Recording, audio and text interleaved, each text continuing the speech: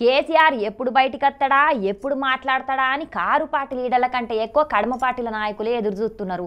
అసలు కేసీఆర్ అటు అసెంబ్లీకి వస్తలేడు, ఇటు ప్రజా సమస్యల మీద కూడా మాట్లాడలేడని చాలా మంది విమర్శలు కూడా చేస్తున్నారు.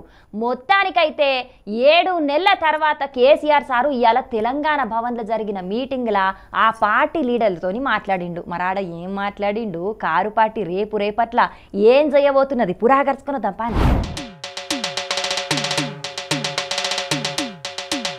చాలా రోజుల తర్వాత తెలంగాణ భవన్ల బీఆర్ఎస్ పార్టీ విస్తృత స్థాయి కార్యవర్గ సమావేశం ఇలా జరిగింది. ఈ మీటింగ్ లో మాట్లాడిన కేసీఆర్ పార్టీ నాయకులకు భరోసా ఇచ్చిండట. రాష్ట్రంలో అధికారంలోకి వచ్చిన కాంగ్రెస్ ప్రభుత్వం అన్ని రంగాలలో విఫలమైంది కాబట్టి ప్రజల కోసం పోరాటం చేయాలని పార్టీ నాయకులకు పిలుపునిచ్చిన కేసీఆర్ 100% మళ్ళా మనమే అధికారంలోకి వస్తామని నాయకుల లోపట జోష్ నింపిండట. ప్రజల కష్టాలు బీఆర్ఎస్ పార్టీకి మాత్రమే తెలుసు, మన పార్టీ మాత్రమే తెలంగాణ కోసం పోరాటం చేయగలుగుతది. పోరాడి సంపాదించుకున్న తెలంగాణ రాష్ట్రం ఈ కాంగ్రెస్ పాలనలా వెనుకకు పోతున్నది కాబట్టి మళ్ళా తెలంగాణను నిలబెట్టేందుకు పోరాటాలు చేయాలని పిలుపునిచ్చిండట.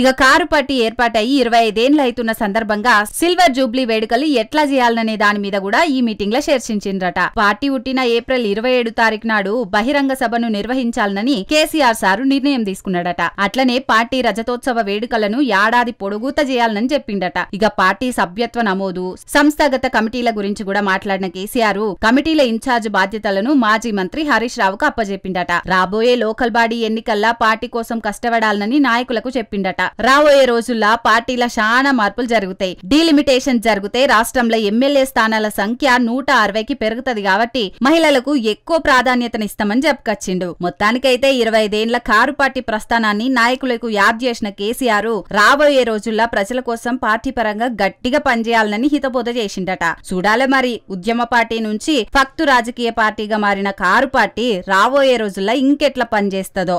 ఈ సమావేశంలో కేసీఆర్ గారు ఒకటే మాట చెప్పారు, అది చెప్పి నేను ముగిస్తాను. పార్టీలు గెలుస్తుంటాయి, ఓడిపోతుంటాయి. ప్రజాస్వామ్యంలో ప్రజలు గెలవాలి, తెలంగాణ సమాజం గెలవాలి. ఇది మా ఆలోచన విధానం. ఇది బీఆర్ఎస్ యొక్క ఈరోజు సమావేశం యొక్క సారాంశం. Thank you.